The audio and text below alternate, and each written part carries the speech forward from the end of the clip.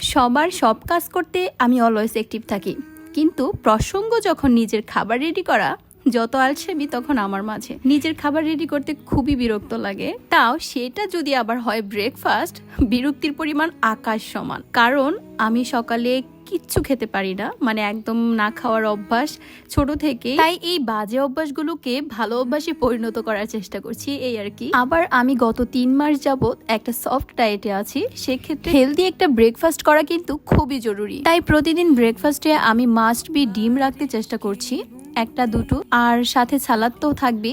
শশা থাকলে শশা, আজকে শশা ছিল না তাই টমেটো ছিল, টমেটোই রেখেছি। সকালে খালি পেটে নর্মাল 1 গ্লাস পানি খাওয়ার চেয়ে চিয়া সিড ভিজানো 1 গ্লাস পানি খাওয়া কিন্তু খুবই উপকার।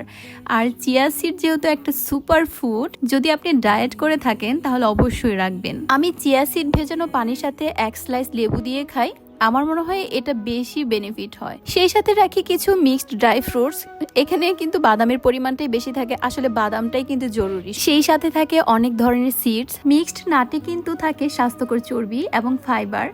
আর এই ফাইবারগুলো খারাপ কোলেস্টেরলের মাত্রা কমাতে আর ভালো কোলেস্টেরলের মাত্রা বাড়াতে কিন্তু সাহায্য করে। আমি তো এগুলো মজা করেই খাই, সারাদিনই টুকটাক খেতে থাকি, যেন আবার খুব বেশি খেয়ে না ফেলি সেটার দিকেও আবার খেয়াল রাখতে হয়। এই তো ছিল আমার হেলদি ব্রেকফাস্ট।